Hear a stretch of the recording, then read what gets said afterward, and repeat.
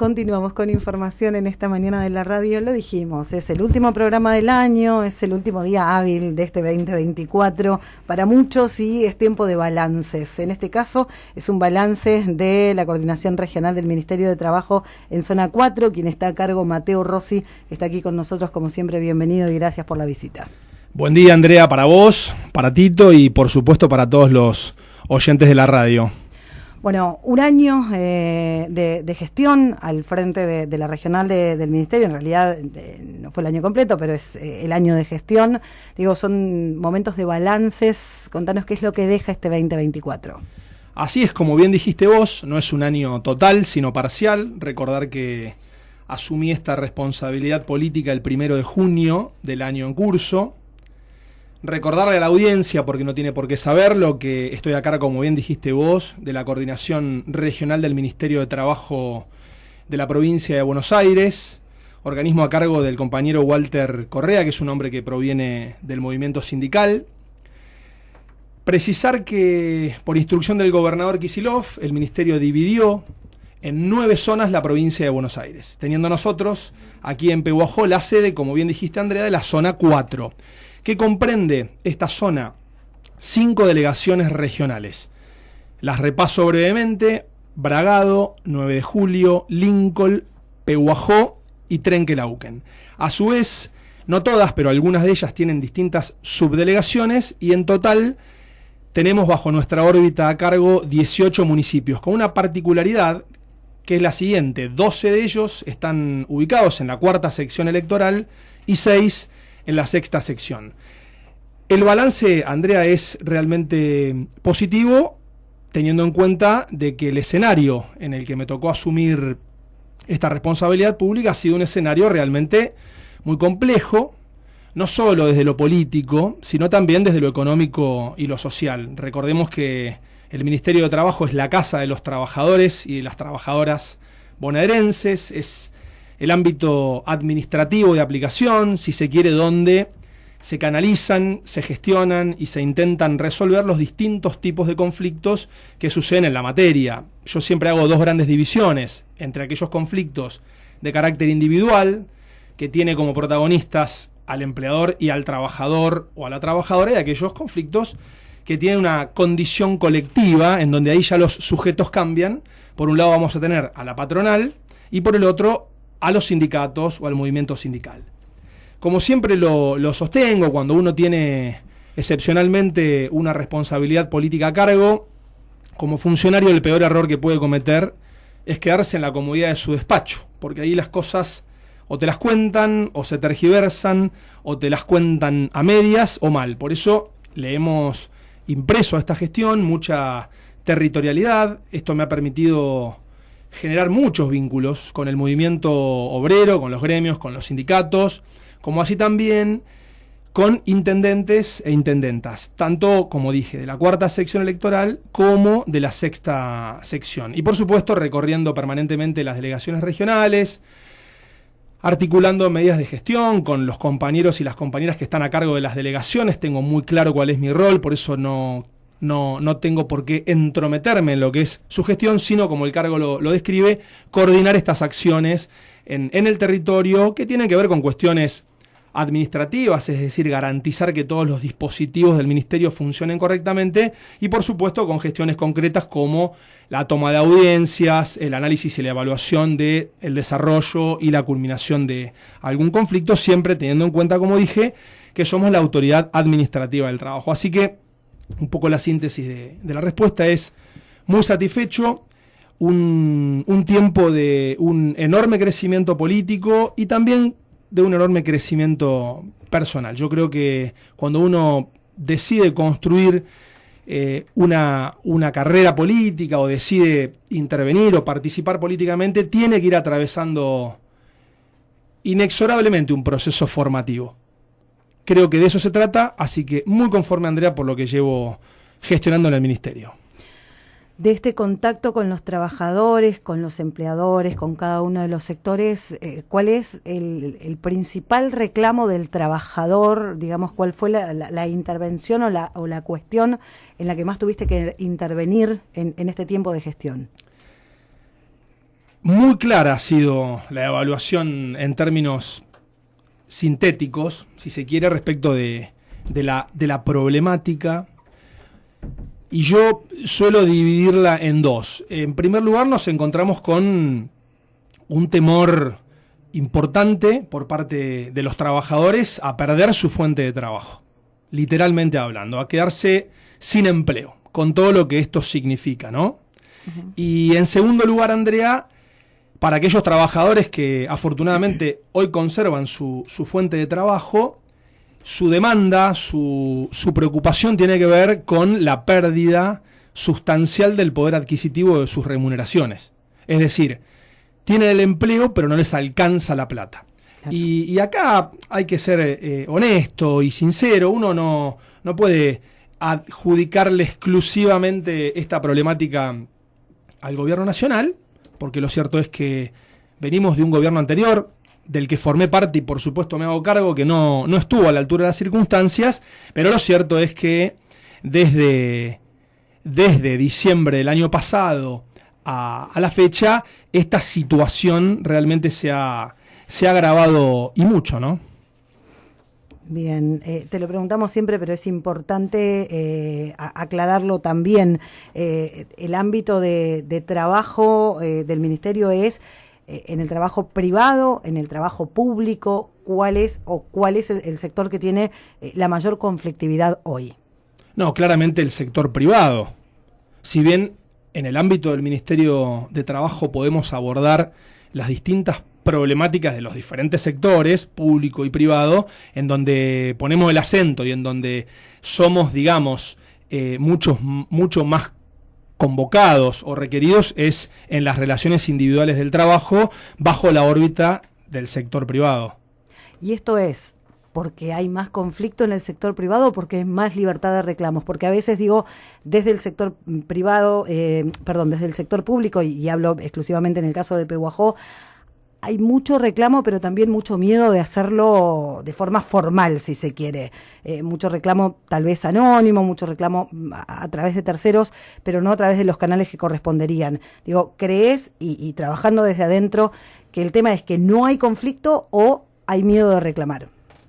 No, igualmente la estadística nos indica que el miedo también existe en cabeza de los trabajadores del sector privado, porque nosotros en el ámbito del Ministerio de Trabajo, si bien recibimos innumerables consultas vinculadas con problemáticas, lo cierto es que a la hora de avanzar en un reclamo formal, ese trabajador no lo hace mayoritariamente.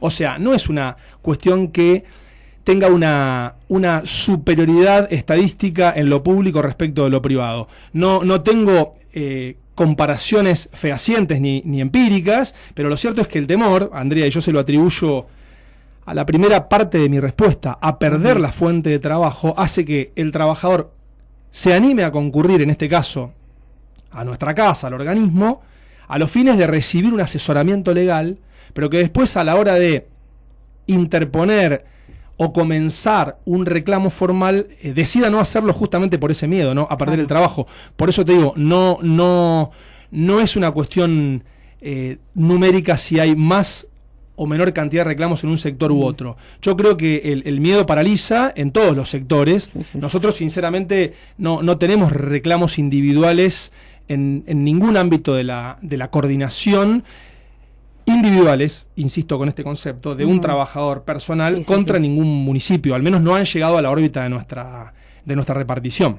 Bien. En el caso de Pehuajó, ¿cuál es? Siempre apuntamos a Pehuajó, digo, porque el medio es local, más allá de que tu trabajo es regional. Pero digo, en el caso de Pehuajó y en general, ¿cuál es la relación con los gremios? En general. Es una relación de mucho diálogo, de mucho intercambio de ideas, de debate, más allá de que uno comunique o no, formalmente hablando, este tipo de encuentros, en un contexto, como dije hoy al principio de la nota, muy complejo, muy singular, en donde, por supuesto, yo creo que el gran desafío del movimiento sindical es ayornar sus métodos de protesta, su medida de acción, su lucha, a las nuevas demandas y a los nuevos dispositivos del siglo XXI, pero fundamentalmente de un gobierno nacional que claramente irrumpió en la materia. Digo, ahí sí uno tiene que realizar autocríticas, hablo en términos generales, ¿no? Para poder dar la pelea, en el buen sentido, metafóricamente hablando, no de manera literal, contra estas políticas públicas del Estado Nacional que claramente perjudican directamente e impactan sobre el bolsillo de los trabajadores y de las trabajadoras. De hecho, Andrea, si me permitís, por ahí hacer una especie de balance, ¿no? A modo de síntesis de lo que para mí personalmente ha representado el año que lleva de gestión el presidente Milei. Uh-huh. En primer lugar, lo que uno tiene que hacer es no enojarse, ni mucho menos cuestionar a aquel ciudadano que lo haya votado. Porque si hacemos eso cometemos un error.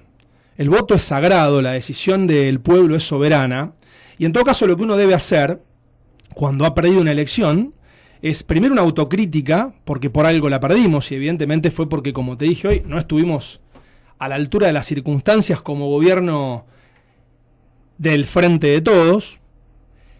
Me parece que enojarse con aquel argentino o argentina que no nos haya votado es un error. El presidente ha ganado muy holgadamente las elecciones en segunda vuelta, la mayoría del pueblo argentino lo ha elegido y eso está bien, porque nosotros tenemos que aumentar y mejorar, pero por sobre todas las cosas, cuidar mucho nuestro sistema democrático, que tanto nos ha costado recuperar y que además es el mejor de todos los sistemas, uh-huh, con sus errores, con sus aciertos, pero claramente es el mejor de todos los sistemas. Sin duda, el presidente Milei ha decidido implementar un modelo económico cruel y desalmado. Eso para mí está muy claro. Milei gobierna representando intereses de minorías muy intensas, o dicho esto en términos más sencillos, gobierna para los que más tienen. Es un modelo que tiende a excluir, es decir, es un modelo al que le sobran, o le sobra, mejor dicho, 2/3 de la población de la Argentina. Si yo tengo que hacer una síntesis, digo, en primer lugar, este modelo del presidente generó una contracción muy fuerte de la economía. Por supuesto que la inflación se desaceleró y eso, al menos en lo personal, lo reconozco. El tema es que a qué costo se produjo esa desaceleración. Para mí, a un costo social muy elevado. El gobierno ha utilizado el tipo de cambio como un ancla, generando un atraso cambiario, y esto perjudicó claramente la producción nacional. De hecho, los precios regulados subieron de una manera desproporcionada e inmoral. Pongamos ejemplos concretos: las prepagas, la electricidad, el gas, los combustibles, los medicamentos, etcétera. A esto también hay que sumarle, no voy a ser mucho más extenso, Andrea, las formas del presidente. Yo creo que en un contexto tan singular, además de tener real dimensión de la investidura del presidente, siendo él quien debe representarnos a todos y a todas, creo que hay en su discurso un nivel de violencia y de provocación que genera un odio que no nos hace bien como sociedad, porque creo que tenemos que tener un poco más de empatía. Él es el presidente de todos los argentinos, no solamente del porcentaje que lo votó, y a mí me parece que eso sinceramente no conduce a nada, y después ocurren cuestiones muy, muy puntuales en la sociedad que realmente son reprochables, que son muy dolorosas, que tiene que ver con esto de los fanatismos, de la descalificación permanente hacia aquel que no piensa como uno, en fin, lo que todos denominamos la famosa grieta, ¿no? Que lejos uh-huh. de poder resolverla, lamentablemente con estos discursos la estamos profundizando. Y para cerrar esto, a mí me gustaría, porque hay que reconocerle algo a Milei y a sus esbirros, que es el gran poder de comunicación que tienen a la hora de gobernar. Esto, por supuesto, con la complicidad de los medios hegemónicos de comunicación, no de todos, ¿no? Y pareciese que la economía está ordenada Y la verdad es que para mí, ningún argentino, salvo aquel gobernado por el odio hacia el peronismo, o aquel que haya sido víctima de esta desinformación, puede decir o justificar con criterio que desde diciembre del año pasado a hoy viva mejor. Y si me permitís, yo voy a utilizar un ejemplo que es muy claro para desmentir al presidente cuando dice que los salarios le están ganando a la inflación. Y voy a ocuparme de las jubilaciones.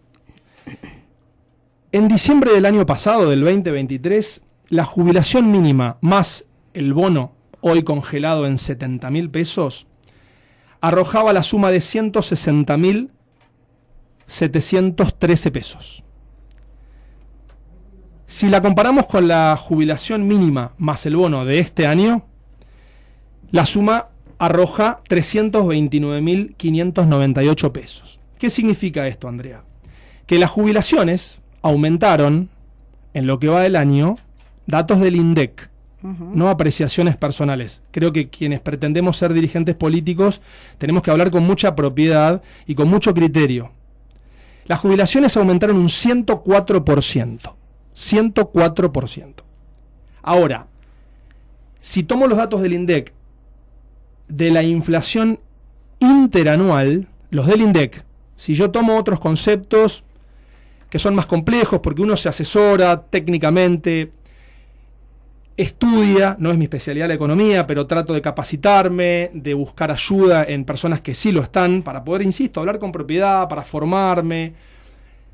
Si uno toma esa inflación interanual, la del INDEC, de 166%, la pérdida ha sido del ingreso del jubilado y de la jubilada del 6.6%. Hablamos de su poder adquisitivo. ¿Por qué digo pérdida del ingreso? Porque también ha perdido, en términos de salario indirecto. Esto es, medicamentos, esquema de subsidios, etc. En el ejemplo,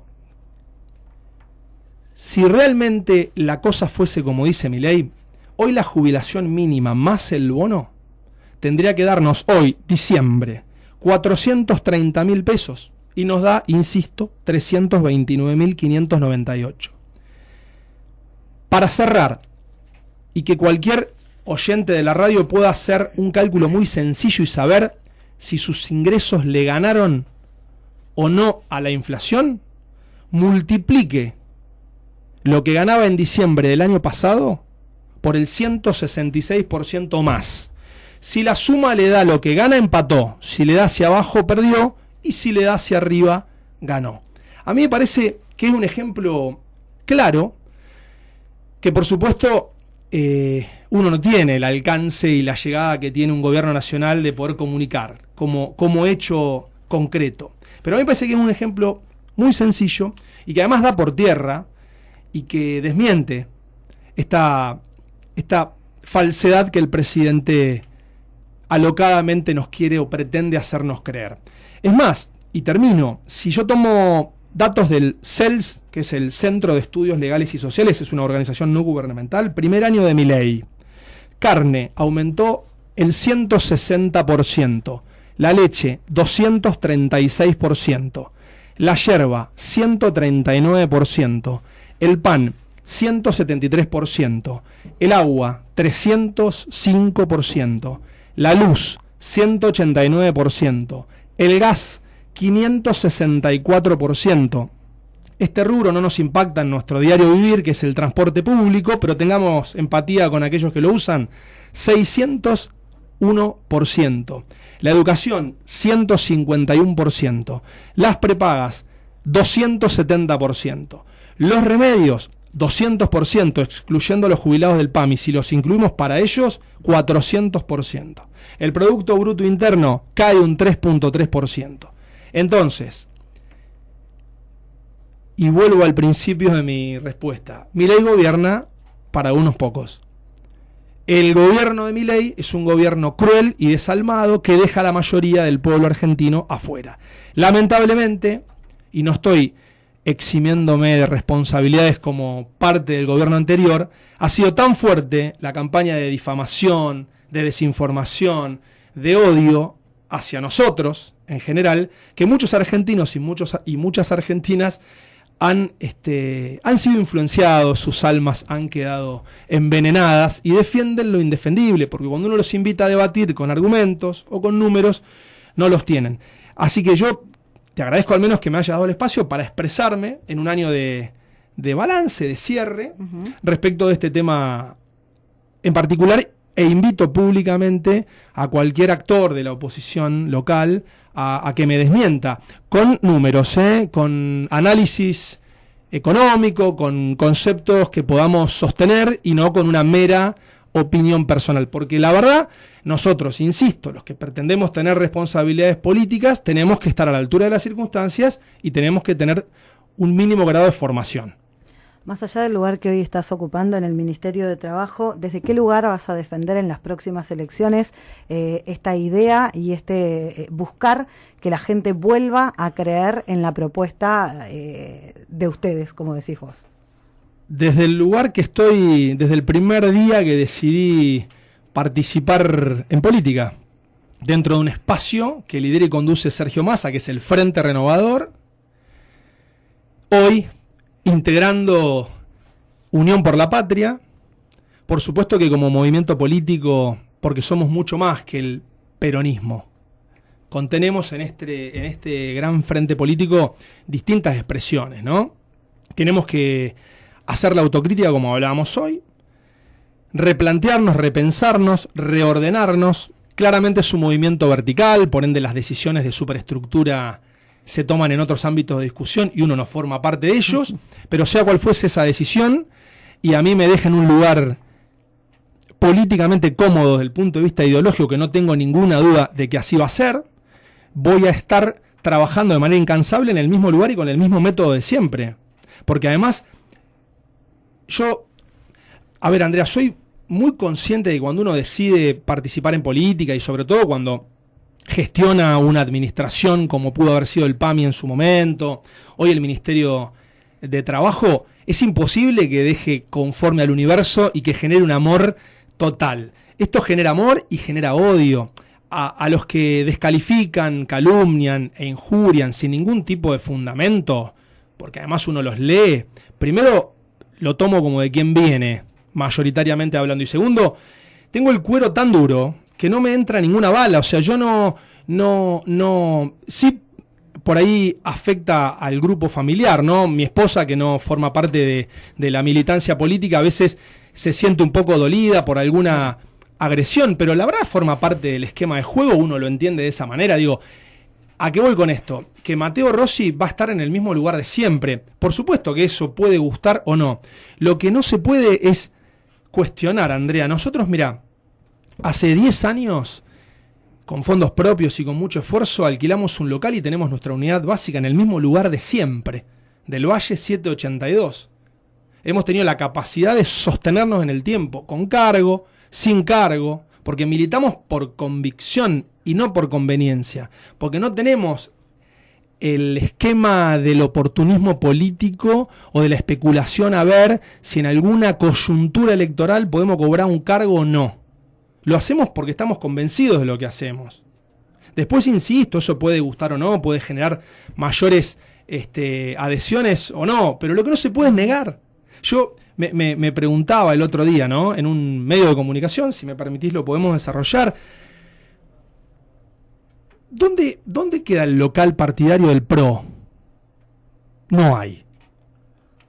El de la Unión Cívica Radical, que lamento su posición no actual, ya desde hace unos años, de estar absolutamente afuera de la discusión política del partido de Pehuajó, entiendo, no lo tengo chequeado, a lo mejor esa casa o ese comité que debe ser de su propia titularidad, sin ningún tipo de actividad política. Es más, vimos algo tan doloroso la elección pasada, me tocó fiscalizar como cualquier militante, y las 3 veces que pasé para abrir nuestro local, vi la UCR de Pehuajó cerrada.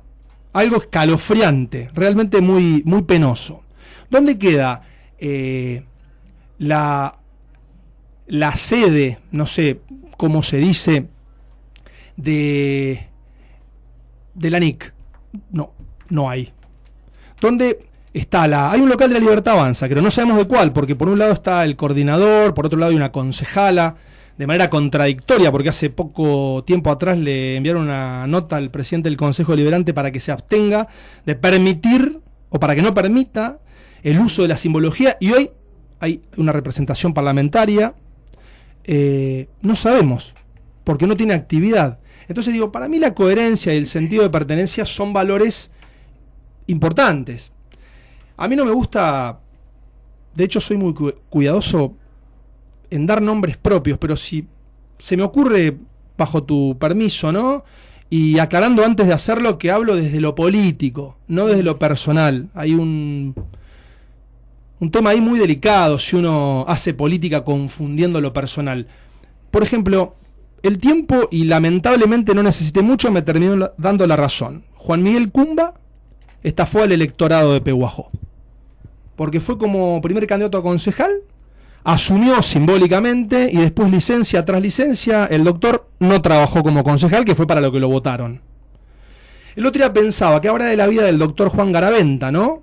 Que de repente amaneció un día con intenciones de gobernar los destinos del partido de Pehuajó y tener una profunda preocupación por los vecinos que vivían en los pueblos del partido, una preocupación nunca antes vista por el salario de los trabajadores municipales. Perdió la elección, no lo vimos más. También me acordaba de Pablo Lanic. Ayer vi un posteo del ex concejal. Evidentemente le habla a las nubes. Cuando yo dije que Pablo Lanic había sido concejal 4 años con los votos de Sergio Massa, y luego sin ponerse colorado renovó esa banca con los votos de Macri, dije que la sociedad observa, evalúa y analiza. Y fíjense qué pasó cuando Lanic pretendió ser precandidato a intendente. Sacó un puñadito de votos, porque la gente no sabía si era el Lanic que defendía a Massa, el que defendía a Macri, el que luego defendía a los Britos con Mauricio de Alessandro en un local que se llamaba Integrar, si mal no recuerdo, o el que ahora defiende a Macri. Entonces, lejos de ser autorreferencial, nosotros podemos gustar o no, pero estamos siempre bajo la misma conducción política, que es la de Sergio Massa, y en el mismo lugar de siempre. Y por supuesto, porque tenemos más coincidencias que diferencias, en unidad con el intendente municipal Pablo Zurro, que es quien conduce y lidera el proceso político en Pehuajó desde el 2019. Porque primero respeté la decisión política de Massa, que fue converger con Cristina Fernández de Kirchner en el Frente de Todos. Y luego interpretamos y pudimos llevar a la práctica, con muchísima dignidad, con mucha unidad, esta unidad en la diversidad. Y podemos convivir respetando nuestras identidades políticas, debatiendo las diferencias cuando las tenemos, pero enriqueciéndonos con nuestras coincidencias. Y hoy, ¿cuál sería tu lugar? Porque digo, mucho se habla de el futuro con Kicillof o el futuro con Máximo o Cristina. Digo, en el caso de esa convergencia de la que está hablando todo el mundo hoy, dentro del espacio que estás integrando, ¿cuál sería tu lugar? Mi lugar es, como te dije hoy, al lado de Sergio Massa. Y en esa selección de nombres no lo incluiste porque él no está.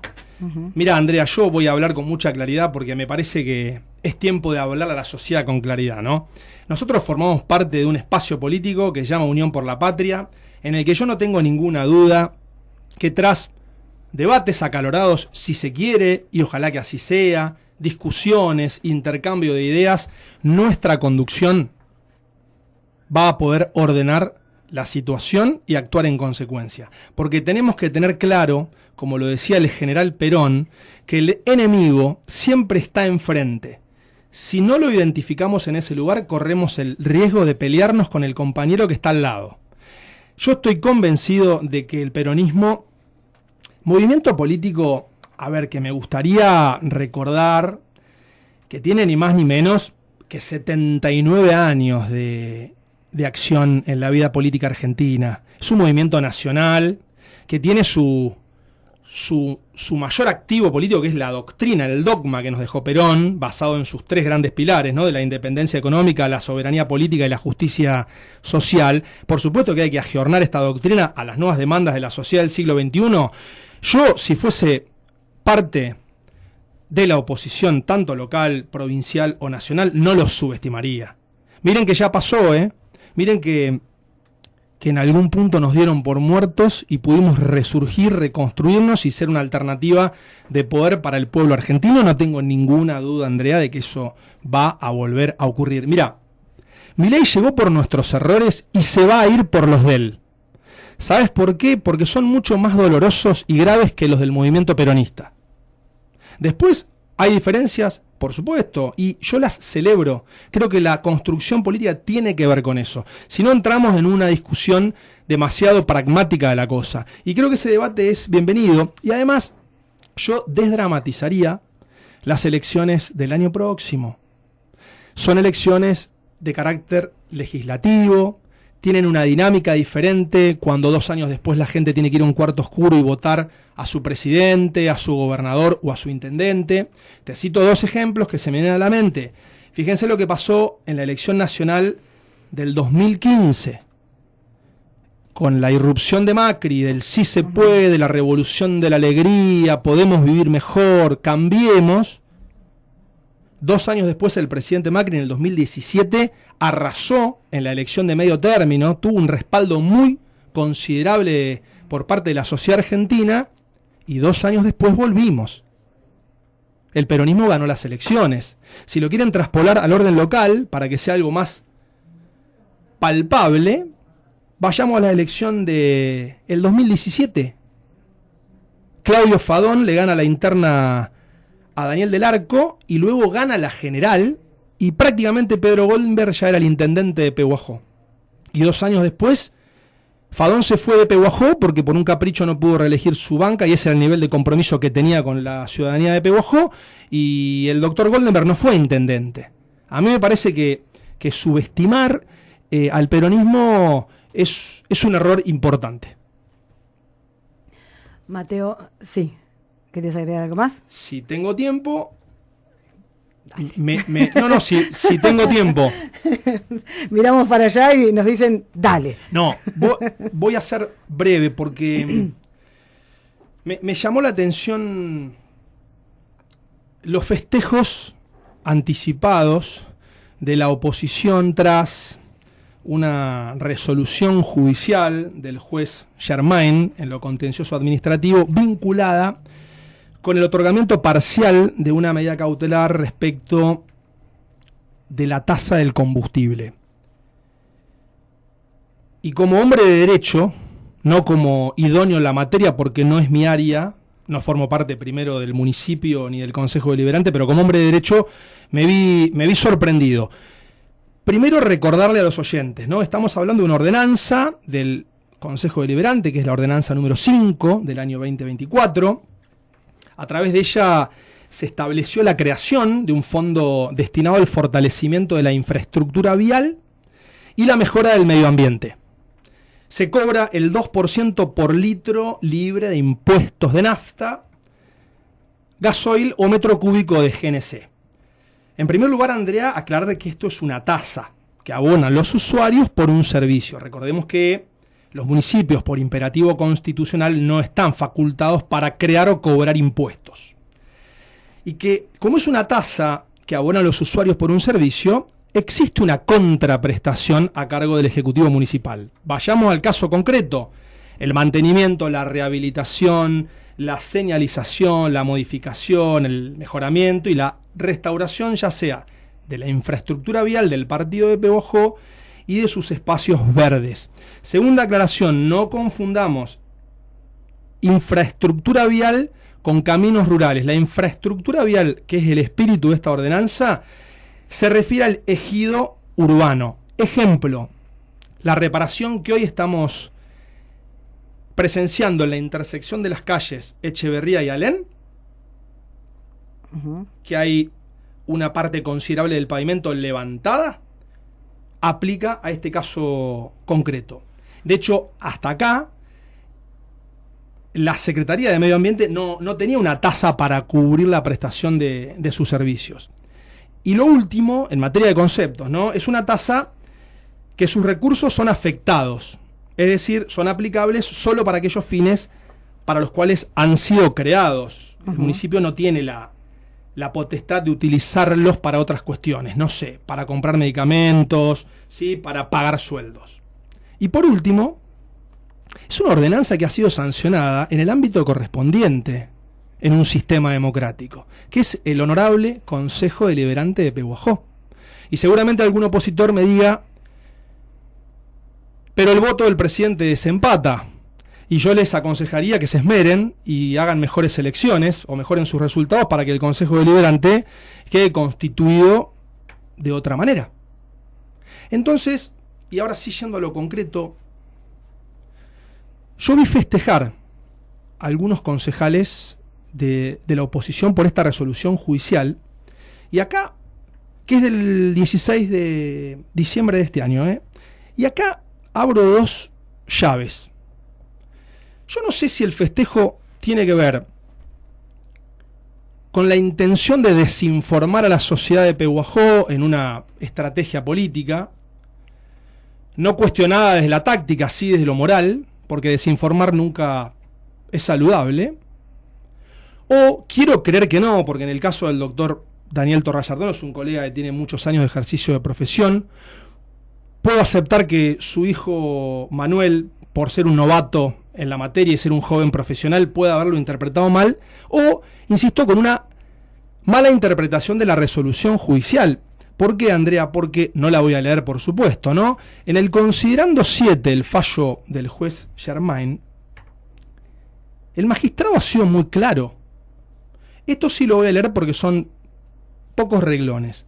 Textual: a los fines del cumplimiento del ordenado, el otorgamiento parcial de la medida cautelar, y a partir que la presente resolución adquiera firmeza y esto significa, esto es, se hayan agotado a su respecto las posibilidades de plantear recursos, la comuna deberá notificar a los propietarios encargados y o quienes administren las estaciones de servicio en el partido de Pehuajó, que actúan como agentes de retención de la tasa, la nómina de los ciudadanos alcanzados por la medida con nombre completo y DNI.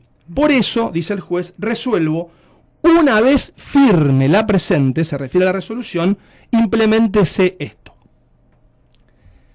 Yo no soy el abogado del municipio y tampoco tengo vínculo con los actores de este proceso. Primera cuestión, la medida no es erga omnes, esto es, no produce efectos hacia todos los habitantes del partido de Pehuajó, solo a los presentantes de esta medida.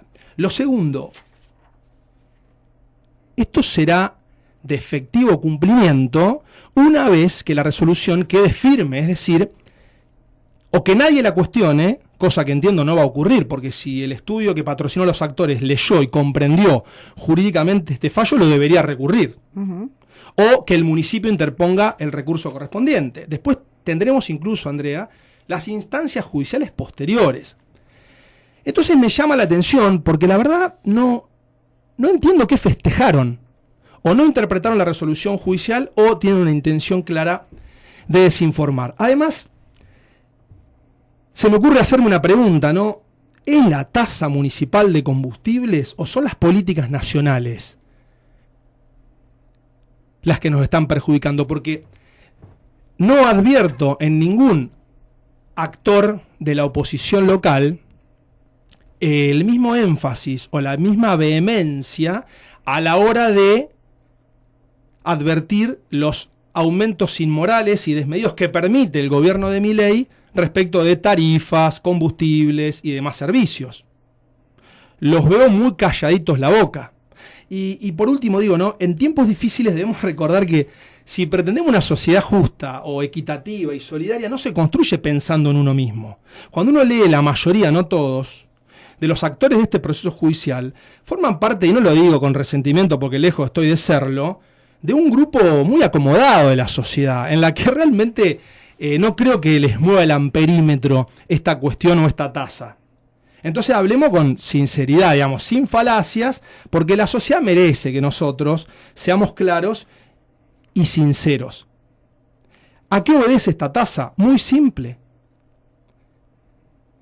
Muy simple. Al desfinanciamiento intencional y cruel que el presidente Milei hace con las provincias de la Argentina en general y con la provincia de Buenos Aires en particular. Entonces, nuestro intendente, por supuesto que yo comparto y avalo plenamente esta medida, tiene que acudir a la creatividad para poder compensar esos ingresos que tras la decisión política de Milei el partido de Pehuajó no tiene, para poder seguir realizando obras o llevando a cabo esta prestación o esta contraprestación. Yo los invito con la mano en el corazón a los actores de la oposición, si realmente pretenden ser serios, a que dejen de lado estas patrañas, porque realmente son muy evidentes. Y vuelven, como no le pueden ganar las elecciones a Pablo Zurro, vuelven a judicializar la política. Es una acción sistemática. ¿Para festejar qué? No sé. Y por último, y ya para despedirme y agradecerte el tiempo, ser consciente de que siempre me han abierto las puertas de esta radio. Yo soy una persona muy agradecida de eso, independientemente de cómo cada uno de nosotros piense. Tengo muy claro también de que estoy hablando en un medio cuyos oyentes mayoritariamente seguramente no comulguen con nuestro proyecto político, pero tengo la expectativa de que también... pero tengo la expectativa, Andrea, de que también hay un montón de oyentes que me están escuchando, de que porque los que no comulgan con nosotros tienen, como dije hoy, el alma envenenada, ¿sí? Tienen la visión sesgada, tienen obnubilada la razón. Entonces nada de lo que yo diga les va a gustar, porque además no lo escuchan. Ahora vienen los mensajes, ¿no? Destilan odio, de la descalificación, los mismos de siempre, los que después me cruzo en los comercios locales y no sostienen mirándome a los ojos lo que dicen en las redes sociales, que además son quienes no han participado en política nunca. ¿Qué tienen para mostrar? Mi respeto lo van a ganar cuando gestionen, cuando participen. Yo siempre hablo del influencer de José Perkin, porque además lo digo con cariño y con respeto, digo, ¿qué gestionó José? ¿A cargo de qué repartición pública estuvo? ¿Qué elección ganó? ¿Quién lo votó? Hay igual, de todas maneras, déjame decirlo, una participación ciudadana que vale, aun cuando no se participa en política. Sí, pero no para descalificar, injuriar y agraviar. Yo hablo de ese sector, Andrea. Pero pero a mí, yo hablo por mí, nunca jamás me van a ver descalificando. Yo soy muy respetuoso de lo que piensa el otro. Te soy sincero, alguna vez me dan ganas de responder porque no vale todo. Porque además, mirá, la vez pasada me cuesta identificar los nombres porque no los conozco. Hay muchos truchos igual. No, pero hablo de un... es muy difícil, sobre todo en las redes, sí. No sé si... Tengo miedo de equivocarme, no sé si no es consejero escolar. Digo, hablo de una persona con responsabilidad política. Hizo un compacto en un video donde hablaba de la delincuencia, de la corrupción, y en un pasaje de ese video aparecí yo. Y yo tengo hijos, tengo familia, yo no tengo una causa penal, yo no tengo una imputación por corrupción. Yo insisto, me parece que hay límites que no hay que transgredir. No vale todo en política. Mucho tiempo invertido en las operaciones, en las redes sociales. Digo, ¿y dónde está el director de PAMI, Linares, dando una explicación frontal, con honestidad, con el corazón en la mano, frente a este recorte de medicamentos gratuitos? ¿Dónde está? ¿Sacándose selfie en el acto con Karina Milei en Cava de la Libertad Avanza? No, hay que tener empatía, y si no te gusta la medida que tomó tu gobierno porque es perjudicial para los viejos y las viejas, renuncia al cargo, pero explicales, porque no entienden, contenelos. Es el momento de la empatía de verdad, no de usarla la palabra solamente, de darles un marco de certeza ante tanta incertidumbre. Entonces, a mí me parece que no vale todo, pero de verdad lo digo. Porque si no caemos en la crítica, yo comparto con que celebro cualquier tipo de participación, pero no avalo esta descalificación, esta agresión infundada, además. Realmente infundada, Andrea.